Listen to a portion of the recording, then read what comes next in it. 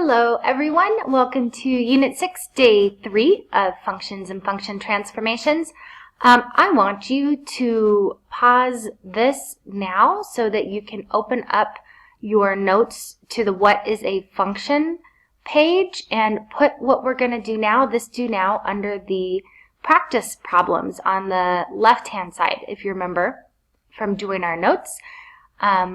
Do that and then come back and we'll get started with this first question where we are going to say, are these tables functions or not functions? So let's take a look at Table A. Table A is, what do you think, a function or not a function? It is not a function because if you remember our vending machine analogy, and X, or the domain, is the attempt we are making at the vending machine. So here, the third time I go to the vending machine, it says I get number 10 out of the vending machine. And maybe number 10 is pretzels, okay? But if you look down my table, it also says, oh, the third time I go to the vending machine, I get number 8. And maybe number 8 is a Snickers. But remember, I'm only allowed one thing at a time out of the vending machine. So the third time I go, I can only get one thing. I can get pretzels or I can get Snickers. Oh, Sinkers. Snickers. Right? But I cannot get both. So table A is not a function because you cannot have two y values for the same x. No two y values for one x. Okay, so not a table.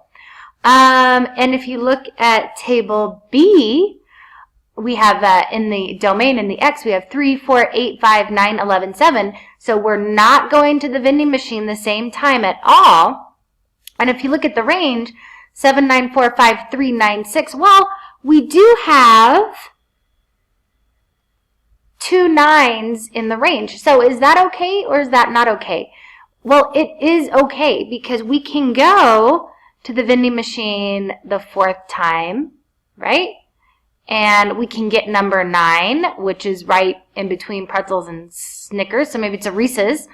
And if I go back the 11th time, or I go back when the clock says 11, or however you want to think about that, I'm also going to get a Reese's.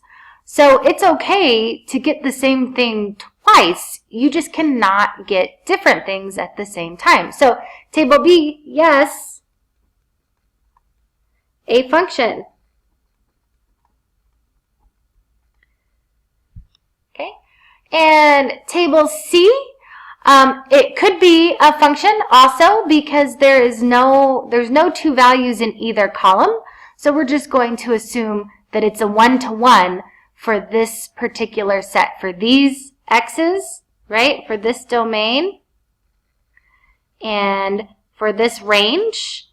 If those are the only numbers that I have in there, if those are the only set of points, then it is a one-to-one function. So table C, yes, also a function.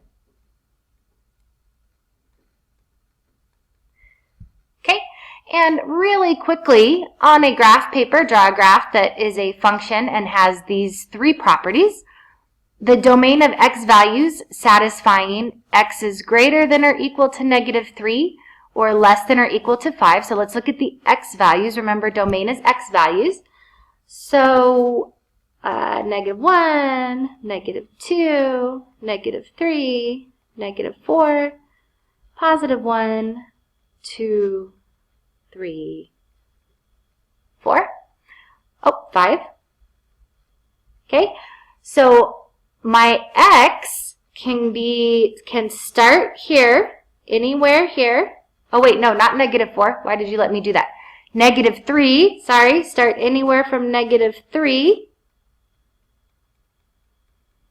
And it can go all the way to +5. So my function has to stay in between here, okay? And it range, or the y values, from -4 to 4. So my y values, say -1, -2, -3, -4, +1, 2, 3, 4. My y, oops, I don't know why. Oh, look, I'm just writing all over there. That's cute. Okay. -1, -2, -3, -4, +1, 2, 3, and +4. So my y values have to stay in between there. So my range is between -4 and +4, and my domain is between -3 and +5. So I can draw any function I want in there. Oh, and it says includes the point -2, 3. So this point must be in there. -2 here, and then go up to 3. And also 3, -2. So +3, and then down 2. So I can draw any function I want as long as it hits those 2 points and stays within the square. So I'm going to draw mine. Try to draw something different or not. I'm going to start here and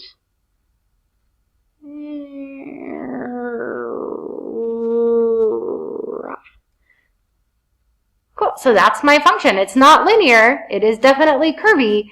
But as long as if I did my vertical line test and I draw a vertical line, it only hits once at any point, then it is a function. All right, see you on the flip side.